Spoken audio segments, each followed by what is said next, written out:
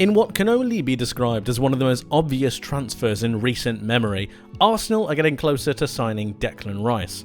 But how will he improve the North London side, and what can Arsenal fans hope to expect from their latest acquisition? Today, we are heading to the tactics board to discuss. If you're new to the channel, please subscribe and like the video. Whether you're new or not, make sure you hit that notification bell because you don't want to miss what's coming up on the channel. And now, let's discuss how Declan Rice will improve Arsenal.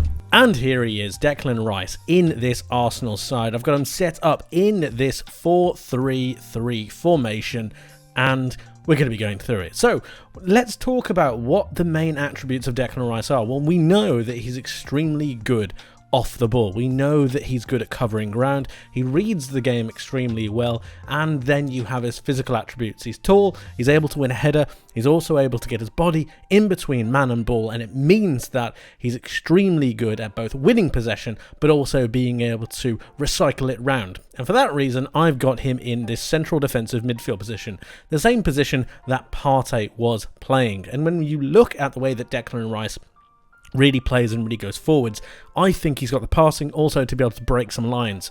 He can find the likes of the midfielders in front of him, he can shuffle across and also make sure that he reads the danger properly and give his back four the security that they need.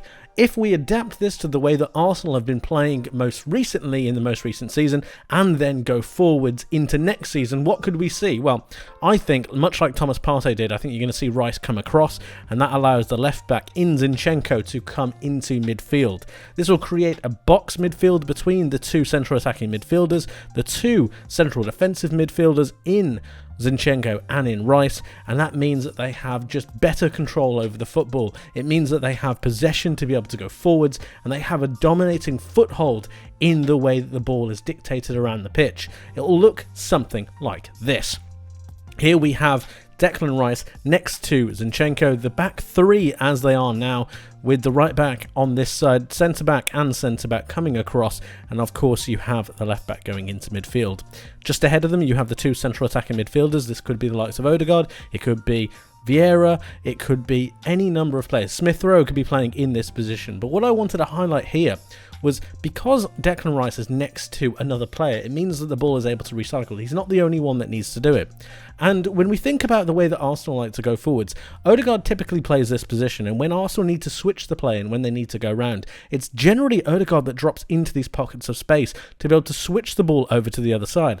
Now, I think this happens for a couple of reasons. Number one, because Odegaard has that freeing role, but at the same time, I also don't think that Mikel Arteta believes that Thomas Partey has the ability or the real power and precision to be able to make that crossfield pass. However, with West Ham, we've seen Declan Rice do this on numerous occasions, and that's why he's so special. It's another reason why he's so special. He can pick up these positions and then play that crossfield pass. This will then unlock Martin Odegaard to be able to make sure he gets further forward.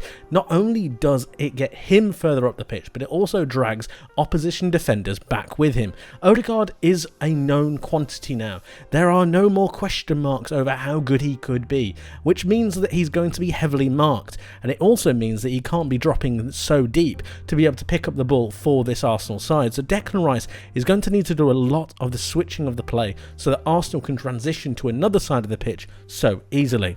Moving forward, let's have a look at another scenario. This is Arsenal in their attacking phase. We've got Bukayo Saka on the right, we've got the likes of Martinelli on the left, hugging the touchline, making sure they're very wide, making sure that there's enough space for the two central attacking midfielders here and here.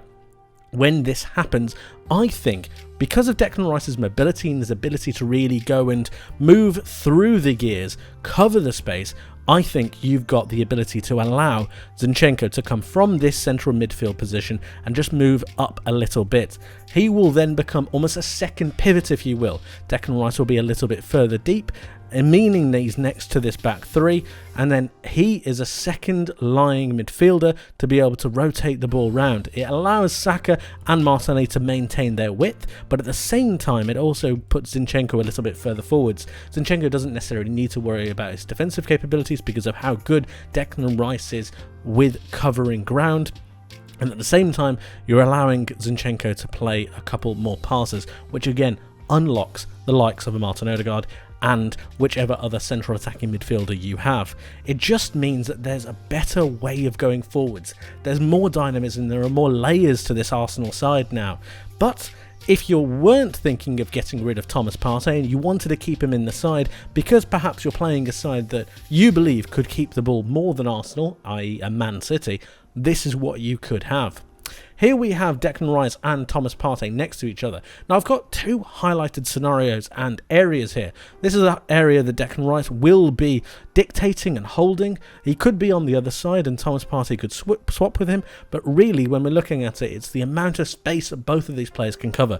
We know how mobile Thomas Partey is, we also know how mobile Declan Rice is, and when you're playing against a Man City and you want to have a foothold in the match, these two central defensive midfielders would be absolutely superb together. If you think about their tackling ability, their ability to read the game, and their physicality, I can't think of a better defensive duo in the Premier League currently. And if anything, I think they could make a real game of it against any side in Europe. When you think about the Bayern Munichs, you think about the Barcelonas, you think about the Man Cities of this world, going up against Declan Rice and Thomas Partey in a 4-2-3-1, I think would be absolutely sensational.